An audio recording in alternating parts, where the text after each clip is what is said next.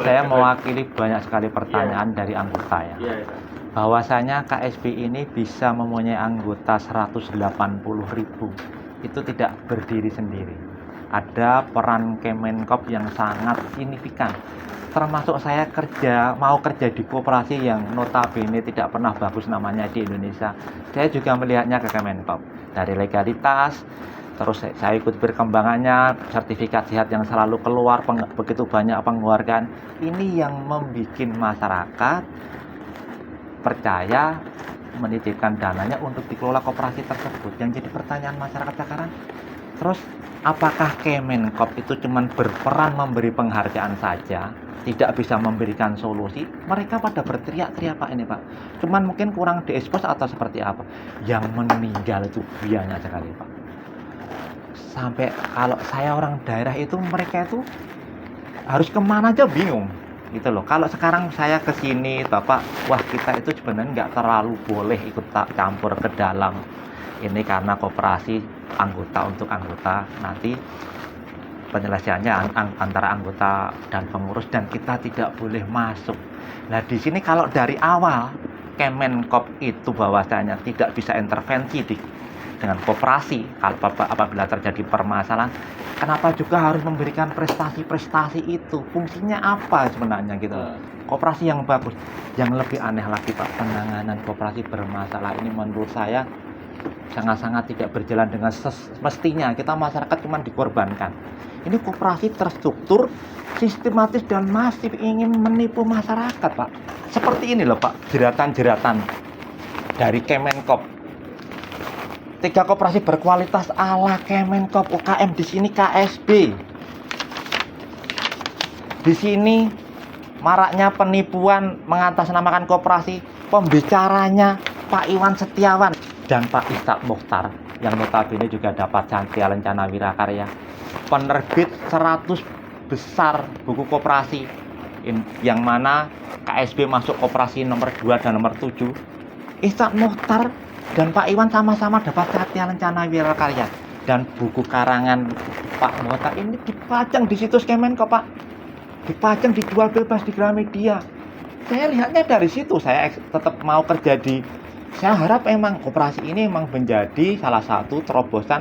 Tidak selamanya koperasi itu buruk, saya pikir seperti itu, karena kalau ada koperasi dari luar negeri selalu studi bandingnya di situ. Terus di sini juga ada nih kayak Pak Ridwan Kamil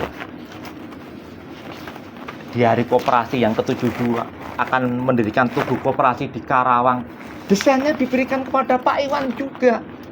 Kalau semuanya Pak Iwan begitu hebatnya seperti ini, bagaimana kita nggak percaya? Terus sekarang cuma angkat tangan. Pak Tata juga, kita cuma dapat laporan. Lah terus kita masyarakat jadi korban ini, terus gimana nasibnya gitu loh.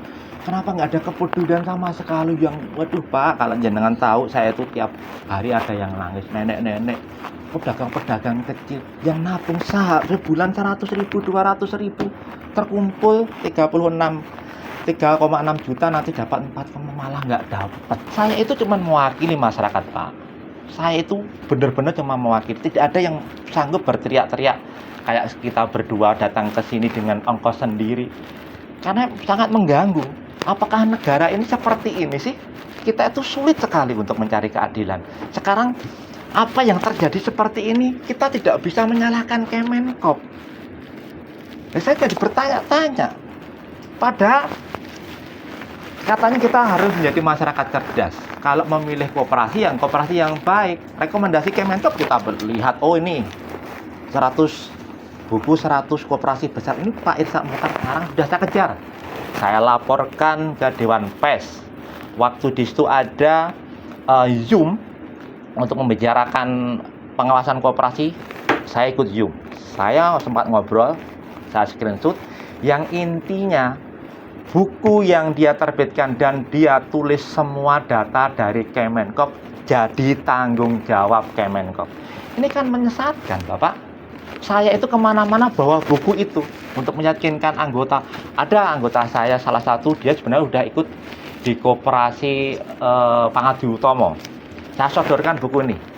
Pak Mardi Utomo dilihat, oh nggak ada ya, nggak masuk buku ini. KSB ada nomor 7, pindah semua 600 juta.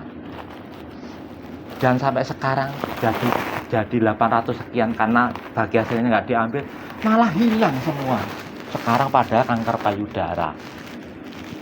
Dia hidup cuman berdua dengan adiknya. Itu yang terjadi seperti ini, Pak. Terus bagaimana ini? Itu loh. Kalau ini dibiarkan seperti ini, apalagi terlalu normatif, ini sudah ada PKPU, akan menunggu sampai 2025 Desember. PKPU kan juga settingan, Pak. Kita bisa dibayar PKPU dengan 1,4 M tagihan. Kita 8,8 digendong. Di mana di situ diputuskan perdamaian, tidak melihat ini KSB menawarkan 5 tahun untuk mencicil, dananya dari mana, sumbernya dari mana, mekanismenya dari semua, tutup mata, gedok, pokoknya ini damai. Setelah itu sekarang 4 tahun terbukti nggak mampu bayar sama sekali. Masyarakat itu sudah sangat-sangat tersiksa.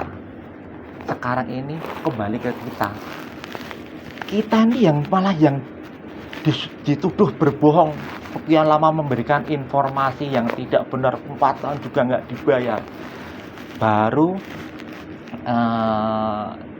seminggu yang lalu, Pak, ada teman saya kantor, sudah sepuh-sepuh kayak bapak ini, seorang ibu Murbani sama Pak Wagimin, sampai didatangin preman.